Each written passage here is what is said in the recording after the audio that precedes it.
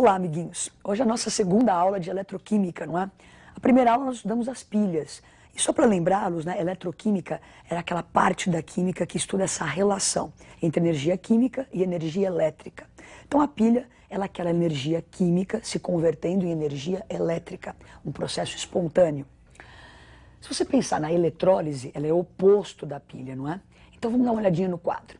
Então você tem aí energia elétrica se convertendo em energia química. Então vai existir um sistema, esse sistema vai passar a corrente elétrica por ele, vai se provocar uma reação química não espontânea. Então a eletrólise, passagem de corrente por um sistema provocando uma reação química não espontânea. Bom, na natureza nós encontramos o sal, o NaCl, o cloreto de sódio.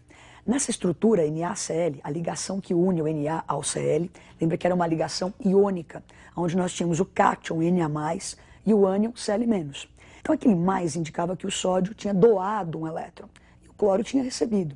Isso é o que você encontra na natureza, quer dizer, a maneira natural desses elementos se encontrarem. O sódio perdendo o elétron e o cloro ganhando, metal doando, não metal recebendo. Agora, se eu quisesse fazer o processo inverso, não é? Provocar no sódio, então ele estava doando elétrons para o cloro. Agora eu quero que ele receba elétrons. E o contrário, o cloro recebe, eu quero que ele dê elétrons. Isso é uma coisa não espontânea, não vai acontecer naturalmente, não é? Se você gosta de dar elétrons, você não vai querer receber. Então, o que a gente tem que fazer para que isso aconteça? Forçar essa situação através da passagem de corrente.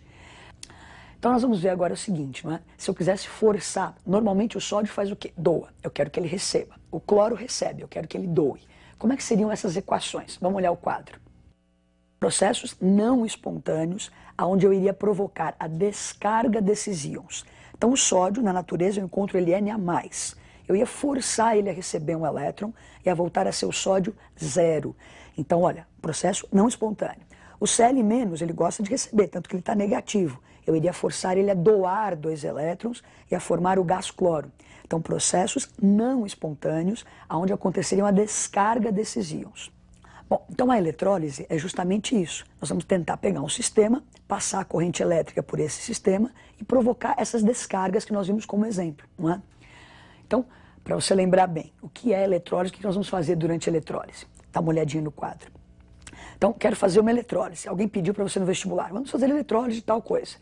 Você lembra, eletrólise é um processo não espontâneo, onde a passagem de corrente elétrica provoca a descarga de íons. Esse é o seu objetivo. Falou em eletrólise, você pensa nisso aí. Bom, tenho que passar a corrente, provocar a descarga de íons. Agora, o importante, então, é que esse sistema que vai estar sujeito à eletrólise, ele tem que passar, tem que ser condutor de corrente elétrica. Então, o sistema, para conduzir a corrente elétrica, eu preciso ter íons nesse sistema. Da onde podem vir esses íons, não é? Então, vamos dar uma olhadinha lá. Então, para que haja eletrólise, o sistema conduzindo a corrente elétrica precisa ter íons livres. Eu posso obter esses íons livres pela fusão de substâncias iônicas, pela dissociação ou ionização de substâncias em meio aquoso. Então, eu preciso de íons pela fusão ou pela dissociação ou ionização. Eu preciso de íons para que o sistema conduza a corrente elétrica, não é? Sem esses íons livres no sistema, não vai haver eletrólise. Então, coisa primordial. Que tipos de eletrólise existem, não é? A gente vai aprender os dois hoje, então dá uma olhadinha. Eu tenho eletrólise ígnea, que é uma eletrólise em ausência de água. Então, se alguém no exercício, faça eletrólise ígnea, você sabe que não vai existir água. E tem eletrólise em meio aquoso, nós vamos fazer os dois exemplos, você vê que a água pode interferir durante a eletrólise. Bom, então nós vamos começar pela eletrólise ígnea, que é a eletrólise mais simples. Tenha sempre na sua mente o seguinte, vou fazer eletrólise, vou passar a corrente elétrica, provocar a descarga de íons, lembre sempre disso. Então vamos ver como é que a gente monta uma aparelhagem para se fazer uma eletrólise ígnea. Dê uma olhadinha. Bom, eu preciso de corrente elétrica, então eu vou ter uma fonte de corrente contínua, não é? Pode ser uma pilha, uma bateria, então eu preciso dessa fonte. Os fiozinhos conectados nos eletrodos, que são essas barrinhas aí. Então eu tenho aí o ânodo e o cátodo. Então, o ânodo de carga positiva e o cátodo de carga negativa. Como é uma eletrólise ígnea, é uma eletrólise sem água. Então, normalmente você pega um material e vai fundir esse material. Então, eu tenho um potinho aí, se você ver, tem uns aquecedores, não é? Para que haja a fusão do material.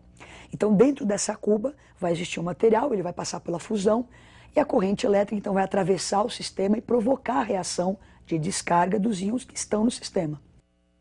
Nós vamos fazer o exemplo na eletrólise do NaCl, do cloreto de sódio, então eletrólise ígnea. Então, vou pegar o cloreto de sódio, que é um sólido, para que esses íons que estão presos no cristal se soltem, eu preciso fundir o material. Essa eletrólise ígnea nós vamos fazer do cloreto de sódio. Então, nós vamos obter sódio e cloro. Também na indústria, o alumínio é obtido através de eletrólise ígnea. O alumínio é um elemento superabundante, não é? Por que ele custa tão caro? Porque essa obtenção ela é cara, não é? Então eu obtenho o alumínio a partir da bauxita por uma eletrólise ígnea. Mas o nosso exemplo então é do cloreto de sódio. Vamos imaginar então as reações que acontecem no processo. Dê uma olhadinha no quadro e observem as reações. Então a primeira coisa, nós temos o NaCl sólido, ele não ia conduzir a corrente elétrica dessa forma. Então você funde o material, teremos o NaCl líquido. Ele líquido, ele perde aquela estrutura cristalina. Então os íons Na+, e Cl- ficariam soltos, né, naquela cuba que nós vimos ali. Bom, se você ligar o gerador, vai começar a passar a corrente e vai provocar as reações não espontâneas de descarga dos íons. Então a ideia, é bom que você guarde isso aqui, olha. Cátion migra para o cátodo e ânion migra para o ânodo. Dá para meio que guardar, né, associa. Então o cátion vai para o cátodo e no cátodo ele recebe elétrons. Então ele é forçado a receber 2 elétrons e vai formar sódio zero, sódio sólido.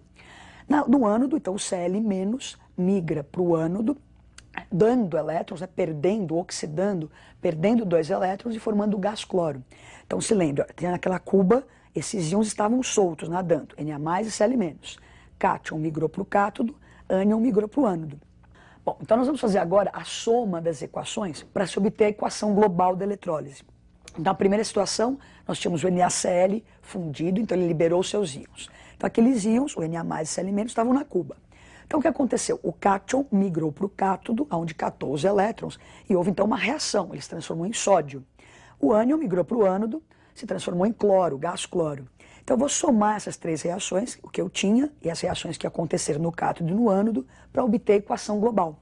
Então você vê que somando as 3, eu posso cancelar o Na+, posso cancelar o Cl-, os elétrons também, né? Ninguém cria elétrons, os elétrons doados sempre têm que ser iguais aos elétrons recebidos. Então, totalizando, somando as 3 equações, eu vou ter a equação global. Então seria 2 de NaCl, que é o que eu tinha no início, passei a corrente elétrica, formei Na, sódio sólido, e o gás cloro. Bom, então nós vimos o exemplo da eletrólise ígnea, uma eletrólise sem água. Íons, passa a corrente, descarrega, soma as equações, tem a equação global.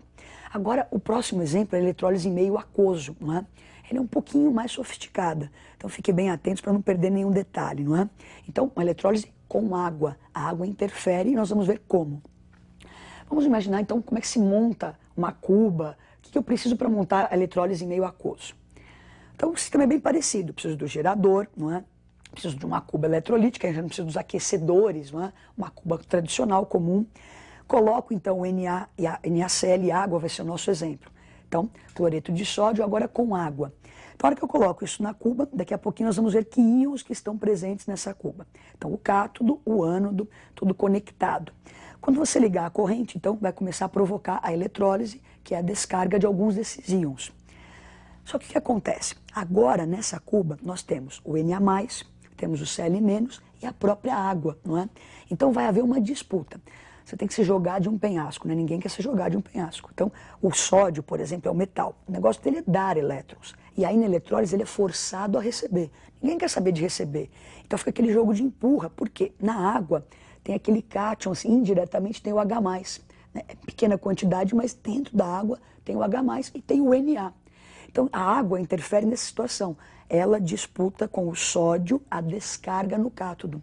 Já no ânodo, você tem o cloreto, não é, o Cl-, e na água tem lá o OH, não é? Esse ânion embutido dentro da água. Então vai haver essa disputa. Então a água acaba disputando, presta atenção, com o cátion para ir para o cátodo e com o ânion para ir para o ânodo.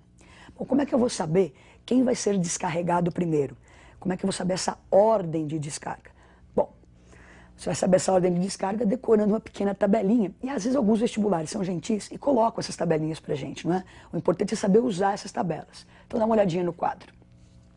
Então, ordem de descarga. Lembra que nós estamos na cuba, que tem 2 cátions, 2 ânions indiretamente, né? Tem a água e um cátion, a água e um ânion.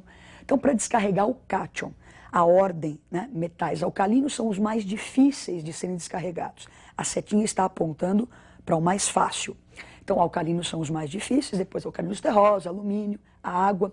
Fiquem atentos aí para o nosso exemplo, não é? Então, na nossa cuba eu tenho Na+, e água. Então, se você olhar a tabela, quem vai ser descarregado mais fácil?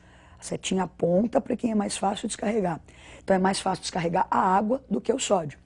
Já a descarga de ânions, na próxima tela, você tem aí, o ânion mais difícil de ser descarregado é o F-, porque lembra, olha, ele quer receber, ele vai ter que doar elétrons, e o flúor adora esse elétron dele, então é o mais difícil de perder elétrons. Ânions oxigenados e a sequência.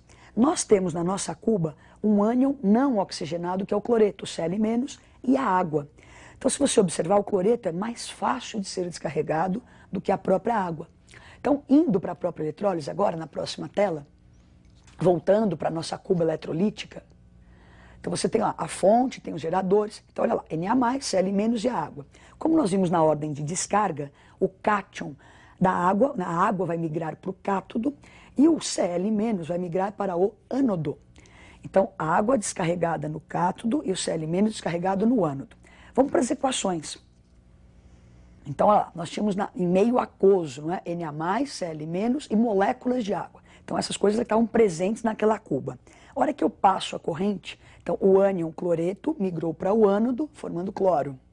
E a água migrou para o cátodo, então a água vai receber elétrons. Na verdade, é o H+, que está embutido na água, que recebe esses elétrons, formando gás hidrogênio. Então, somando essas equações, eu posso cancelar o cloreto, que existia na cuba e virou cloro, posso cancelar a molécula de água, não é uma parte dela, cancelando os elétrons, eu vou ter a equação global da minha eletrólise. Então, NaCl em água formou no ânodo o gás cloro, no cátodo o gás hidrogênio e sobrou na cuba Na+ e OH-. Essa eletrólise é extremamente importante industrialmente pensando, não é? Ela produz gás hidrogênio, que é um bom combustível, gás cloro, que eu posso usar no tratamento de água, e sobra na cuba o NaOH, que é o hidróxido de sódio, que eu uso para fazer sabão, detergentes, indústrias de vernizes, não é? Então, é uma equação bastante importante essa. Então, espero que você tenha acompanhado, não é? Assista de novo, regrave isso, veja os detalhes importantes. Lembre-se sempre, falou eletrólise, passar a corrente, descarregar íons. Quando for em meio aquoso, tendo a água, existe aquela disputa entre os cátions e ânions e a água, não é? E até a próxima aula. Coragem, estudem.